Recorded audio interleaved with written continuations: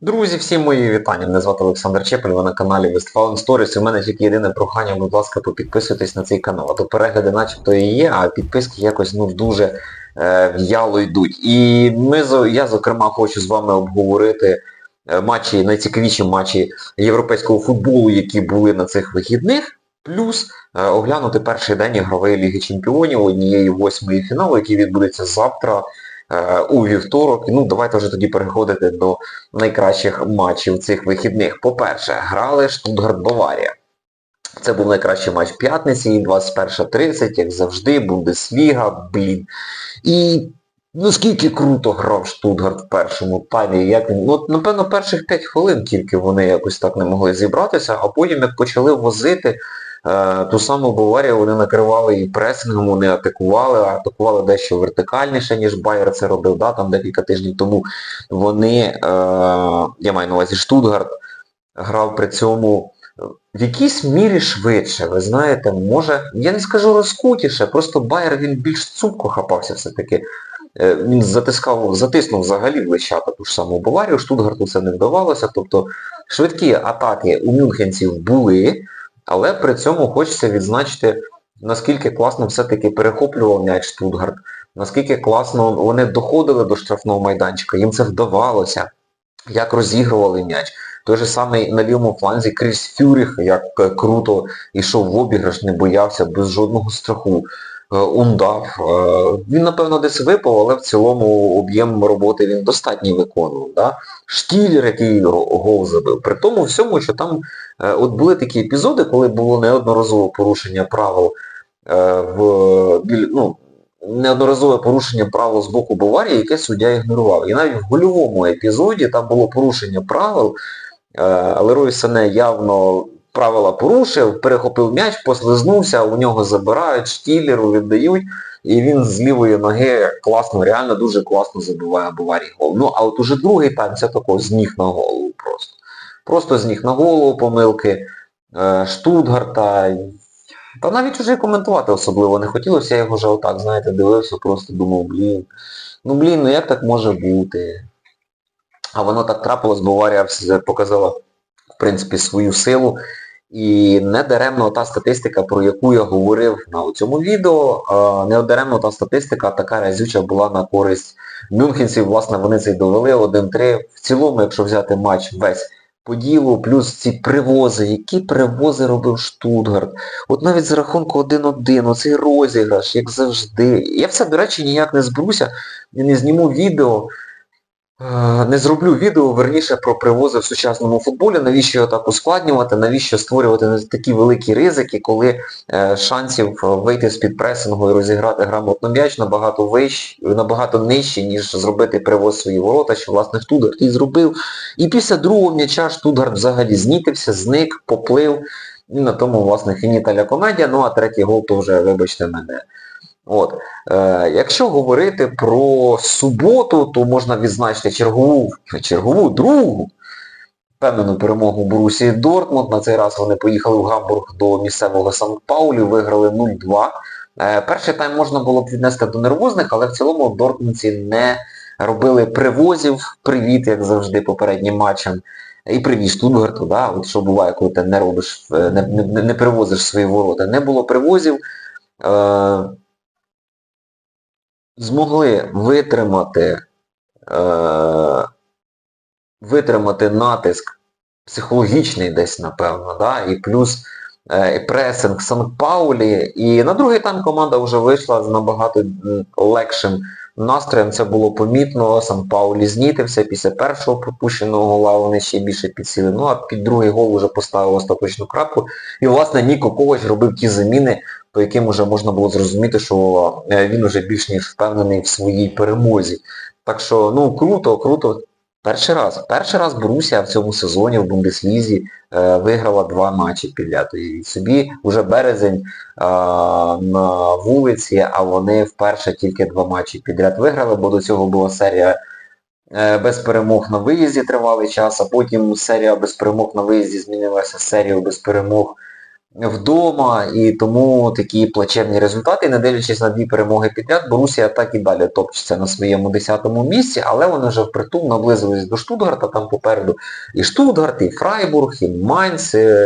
Ці команди не сильно віряться на дистанції, так що тут головне Борусії стабільно набирати очки, я більш ніж впевнений, що вони в принципі зможуть поборотися за Лігу Чемпіонів і, скоріш за все, навіть і потраплять у першу четвірку, але, повторюся, потрібно набирати стабільно очки. Був іще був іще в 19:30 матч Айнтрахта проти Байера. 1-4, так завершилась перемога, типова Бундесліга, купа забитих голів, швидкий футбол. Я чесно вам скажу, я його не дивився, бачив тільки огляд, тому, дивлячись тільки огляд, напевно, не маю морального права його якось коментувати, але в цей час же ж грали Бетіс проти Реал Мадрида, що я, власне, подивився і одним оком іще піддивлявся на,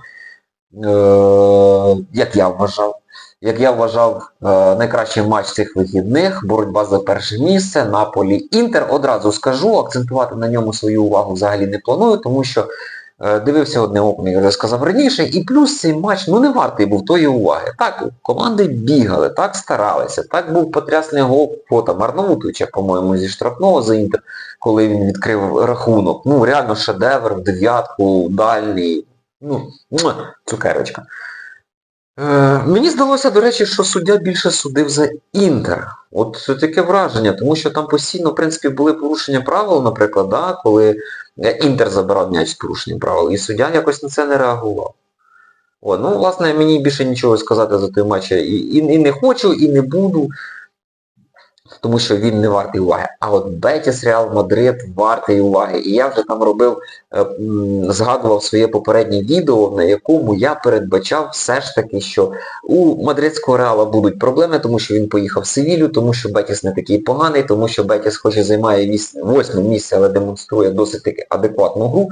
Плюс він дещо підсилився зимою, навіть той же самий Антоні прийшов в команду. Та взагалі, якщо подивитися, команда із збитих льотчиків складається. От я, наприклад, моїм здивуванням було, я між іншим не так давно його згадував і думаю, а де ти, хлопчик, дівся, такий класний і перспективний, який ти був в Бундеслізі, і я його навіть хотів бачити в Дортмунді. Рікардо Родрігес його звати, він швейцарець за своїм громадянством, і от він, як засувалося в Бетісі, я випадково, я ж за Бетісом взагалі не слідкую, випадково включаю цей самий Бетіс проти Мадрида. На тобі, тут Рікардо Родрігес бігає. Іско, який 9 років провів за мадридський Реал. Уявляєте скільки, І він в мадридському Реалі. Антоні прийшов в мадридський Реал. Йо-моє! І наскільки класний футбол вони демонстрували. Перших, напевно, 15-20 хвилин Бетіса того не було видно. Нічого в них, власне, не клеїлося. Мадрид демонстрував свою силу, Мадрид легко відкрив рахунок, Мадрид міг легко його подвоїти, а то й потроїти, але ніяк з ударами у них не складалося. Потім якось, знаєте, потихеньку Бетіс зміг відсунути гру подалі від своїх воріт. Потім, я не скажу, що вони навіть притискали Реал Мадрид. Мені здається, що десь мадридці послабили свою хватку. Плюс ці трошки були сміливіші. А далі трапилося те, що комедія якась. Я не буду згадувати гольовий епізод, передгольовий епізод, який був перед цим, коли Бетіс не забив. Але я хочу акцентувати увагу на тому, як легко Бетіс забив з кутового. Просто здавалось би, захисники, от такі як Рюдігер той же самий, як він витягував які матчі проти Сіті, як він класно грав проти Борусії Дортмунду в кінці минулого сезону. Не маю на увазі фінал. Мені здається, він же, здається, грав проти Дортмунда, коли вони восени бігали. Теж непоганий матч у нього був, хоча я там вважаю, що Решехін обісрався. Ось. Який провал. Просто подають кутовий, м'яч летить в центр, прямо на лінію, посередині воротарського майданчика, і там стоїть гравець Бетіса. Абсолютно один. Я прізвище не згадаю, мені здається, це був другий номер по 5-й Марк Батра. От бачите, ще один льотчик. І він собі спокійно б'є прямо в Куртуа, Куртуа просто там за рахунок такої близької відстані, він не зміг нормально зреагувати на цей удар, відбив його в ворот. Космос, чесно. А в другому таймі вже В другому таймі Реал Мадрид, можна сказати, в якомусь сенсі поплив, тому що атаки Бетіса були гостріші, провали мадридського Реала були більші. І навіть давайте згадаємо той же самий пенальті, який трапився на якій там 58-й, напевно, хвилині. З лівого фланга йде пас в центральну зону, напевно, да, я так скажу. І тут, між іншим, я звертаю увагу. Такий от дивний для мене момент. Класні захисники, класні півзахисники. Реал Мадрид ж не вийшов другим складом насправді грати. Да? Хтось може сказати, о, там Брahim Діас, він не є основним. Ну, вибачте, він регулярно виходить, так що все це нормально, все це зрозуміло. І між цими захисниками вагон просто, я не знаю, метрів, напевно, 15 такий. Ну не те, щоб коридор, якби коридор, там взагалі в радіусі 15 метрів нікого не було, туди йде пас, нападник Бетіса прям летить, і тут нападник Бетіса, на мій погляд, робить дуже грубу помилку, бо він тільки наближається до лінії штрафного майданчика, він замість того, щоб продовжувати бігти в цей коридор, а захисники мадридців, вони починають звужувати оцей простір, тобто вони звужуються, аби перехопити м'яч, і нападник Бетіса, замість того, щоб іти поміж двох гравців, чомусь починає прибирати м'яч вліво, притом дуже сильно вліво від себе. І у Рюдігера, який якраз набігав в ту зону, був шанс, в принципі, зіграти адекватно. Але коли нападник Бетіса м'яч прикрив, Рюдігер просто його звалив з ніг. Ну, Рюдігер же, слухайте, здоровий такий. І він його просто збиває, суддя такий, хопа, пенальті. Пенальті по ділу, пенальті більш ніж справедливий. Пенальті Бетіс забиває, я тут звертаю увагу все-таки, да, що таке великі команди, наскільки часто їм підсуджують, тому що був майже аналогічний епізод, по-моєму, теж з Рюдігером, зараз по пам'яті не скажу, ну чорний же ж був, ну да, Рюдігер захисник у них. Лівий напівфланг Бетіса, може це був Антоні, не буду брехати, коротше, футболіст прокидає Бетіса, він тільки заходить на кут штрафного, заходить в штрафний майданчик, прокидає м'яч далі, його просто тупо збивають. І суддя взагалі ніяк не реагує, пенальті він не дав, так що по факту Бетіс мав би вигравати і 3-1, ну звісно пенальті ще треба реалізувати, але тим не менш. Що цікаво, да, що от Іско, який 9 сезонів програв за мадридський Реал, здавалось би, там команда, твоя рідна, ну хоча він там, по-моєму, в Маладзі ще грав, наскільки я пам'ятаю, він з Дортмундом якраз тоді грав у тому чвертьфіналі 13-го року. Як він радів тому забитому м'ячу? Там якусь свою дівчину чи дружину цілував навіть після цього. Наштовхнуло на думку, що, напевно, він не сильно полюбовно розійшовся з мадридським Реалом. Я одразу вам кажу, не знаю, як це насправді відбувалося, я за Іско не слідкую, за Мадридом теж. Але він занадто радів, як правило, гравці, які там забивають своїм колишнім клубом, вони радіють не сильно. Да? Тим паче, коли ти 9 сезонів провів за мадридський Реал. Ну і Іско прикольно все-таки забиває, впевнено, хоча у Куртуа і були шанси, напевно, відбити цей м'яч, ну, але удар був досить сильним, злива теж на стадіоні, м'яч слизький, того не знаю. Він то ледь-ледь не дотягнувся, хоча, якби, мені так видається, і дотягнувся кінчиками пальців, то шансів у нього, в принципі, не було. От, про незабитий пенальті сказав, у Мадрида були моменти, так, були, вони намагалися врятувати гру, чи програли вони заслужено, так, чи радію я так, але мені інколи здається, що гравці Мадрида вийшли розхлябаними, плюс, можливо, десь Анчелотті вже більше думає про матч проти мадридського Атлетіко, який буде завтра, ніж про той, який був в чемпіонаті, хоча у нього ніякого гандикапу в чемпіонаті немає, тому, відповідно, ти повинен все ж таки думати і про чемпіонат в тому числі. А от мадридський Атлетіко в 10-й годині, вже за київським часом, того вечора, натужно намагався, агресивно. Я не скажу, що Атлетіко Мадрид погано грав. Ну от не було того, знаєте, моменти то вони створювали, потенційні моменти, так правильніше, потенційні моменти вони створювали, але до нормальних ударів вони їх не довели, тому більш ніж скромна перемога 1-0, але тим не менше перемога є. Так що Атлетіко молодці, з боротьби не виключається, Реал Мадрид, здавалось би, очки втратив на тому місці, де він їх не мав би втрачати, але цікаво буде подивитися на ці команди у Лізі Чемпіонів. Я ще скажу про один матч неділі, і про той, який я страшно рекламував, я маю на увазі Лаціо, він поїхав до Мілана, який розвалюється, і ходять активно чутки, що Серджіо Консейсао виженуть із Мілана, але подивимося, як це буде, поразка є. Погана гра Мілана є. Що цікаво, Мілан перший пропустив, і перший тайм він набагато гірше провів. І Лаціо там мав би побільше забивати, ніж 1-0. Потім було вилучення Павловича проти, коли там уже втікав гравець Лаціо, і він влетів просто в нього так ногами, так що більш ніж справедливе вилучення, на мій погляд, але просто нафіга ти стрибаєш ногами, коли власне, ситуація того не вимагає.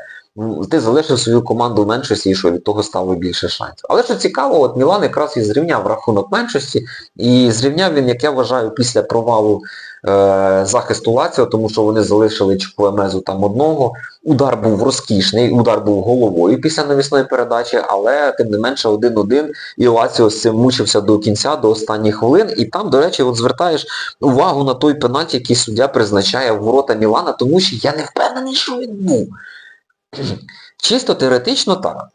Гравець Лаціо прокидає м'яч повз Меньяна, той нібито в нього влітає, але у гравця Лаціо не було жодного шансу втримати той м'яч, тому що це вже було там десь на куті воротарського майданчика.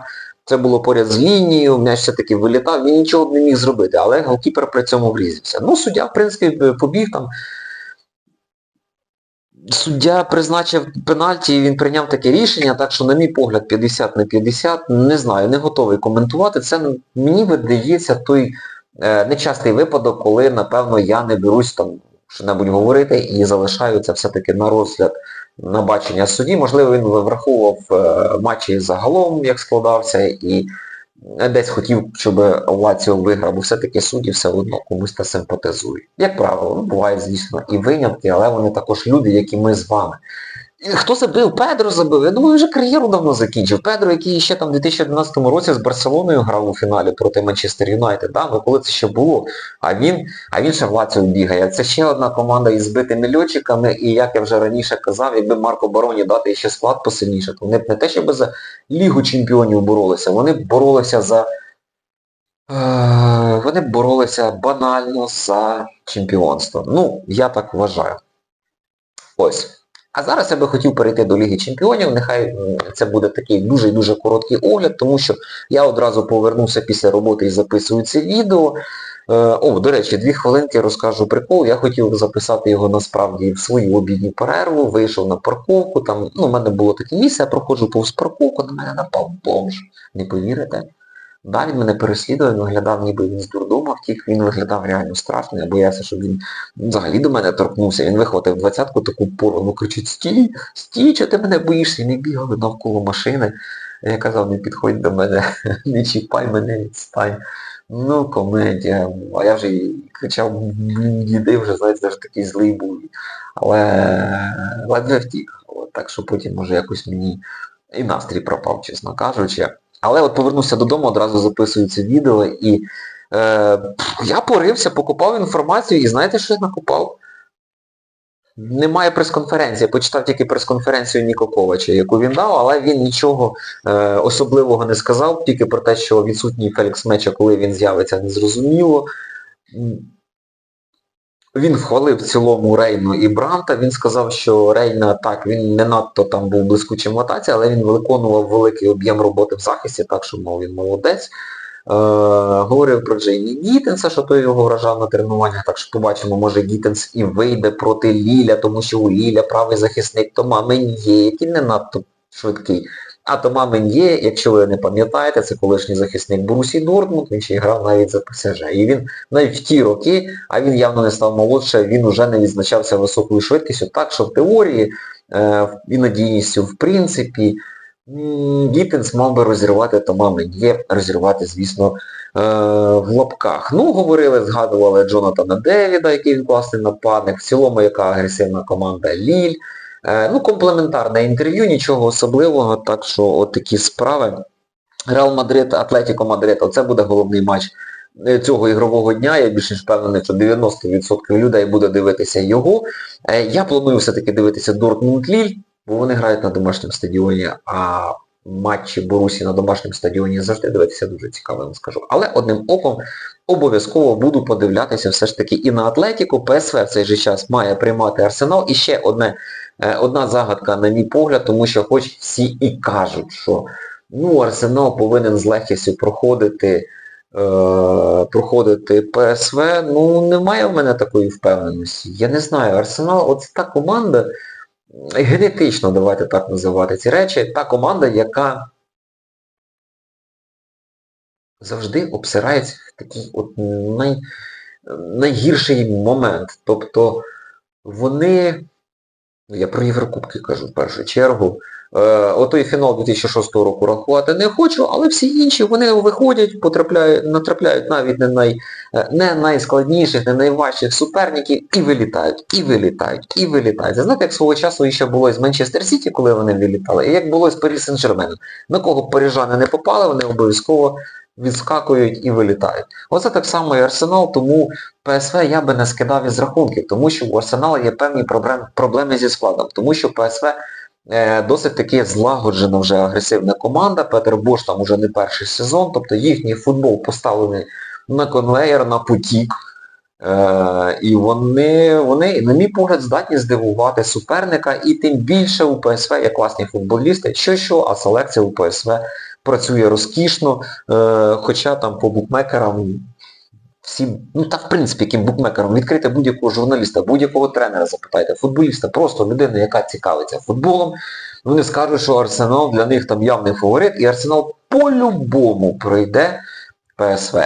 Єдине, на мій погляд, чим може крити ці всі карти Артета, він більш гнучкий тактично, тобто Петер Бош довів свою команду до автоматизму, так, але Петер Бош не є гнучким тренером, тому при грамотній грі у захисті, а Арсенал це може робити, в принципі, в цілому у Арсенала є хороші можливості, аби на цих контратаках наказувати ПСВ. І як це, наприклад, і робила Борусія Дортмунд минулого сезону. А ігровий день розпочнеться із матчу Брюгге Астон Вілла, і знову ж для мене це буде досить несподіваний матч, і я не бачу тут Астон Віллу, як і в матчі із Арсеналом. Аутсайдера я не бачу аутсайдером, я маю на увазі Брюгге. Я думаю, що Брюгге здатен здивувати, тим паче, що Брюгге виріс. Я вам серйозно кажу, Брюгге з тактичної точки зору, ігрової, тонуса, не знаю, зіграності, напевно, це вже не та команда, яка була восени і там частенько програвала. І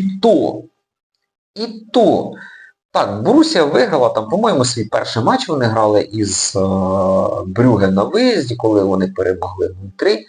Борусія мучилася в Бельгії із сині-чорними. Вони просто мучилися з ними. І вони забили, там Гіттенс 2 зробив, і після того вже Брюгге вже перестав грати. І Гірасі, по-моєму, забивав з пенальті третій, мені здається. Йому ще тоді Емре Can дозволив бити, точно. Але це все було, знаєте, знову ж таки на тоненького, як то кажуть, тому що Брюгге грав класно, пресингував класно, Дортмунда нічого не виходило, і тільки через індивідуальну майстерність Джеймі Гіттенса і плюс фарт, бо там перший гол на рикошеті залетів, а потім другий був просто класний. За рахунок цього Борусія встановила той рахунок, який вже дозволяв їй грати впевнено і який бив по впевненості Брюгге. А так, ні, так Борусія з ними мучилася, так що як мінімум мучитись завтра повинна Астон Вілла, мучитись повинен Арсенал. Як Реал Мадрид зіграє, взагалі не зрозуміло, що це було за дірки в обороні і провали просто катастрофічні із Бетісом. Тому як це скажеться на грі з Атлетіко Мадрид, тому що Атлетіко Мадрид в тому ж матчі з Більбао, він виглядав цілісною однією командою, так не надто вигадливою, так не надто комбінаційною, не такою, що там прям вау в плані тактичних якихось нюансів, але вони одне ціле, і вони дуже швидко із оборони переходили в атаку. Тому якщо Мадрид буде втрачати м'яч, то вони так само можуть їх наказувати. Єдина тільки статистика в цих всіх матчах, тим паче в Єврокубкових, на боці мадридського Реала, склад на боці мадридського Реала, його силу маю на увазі, так, і вони завтра грають в Мадриді на Сантьяго Бернабеу.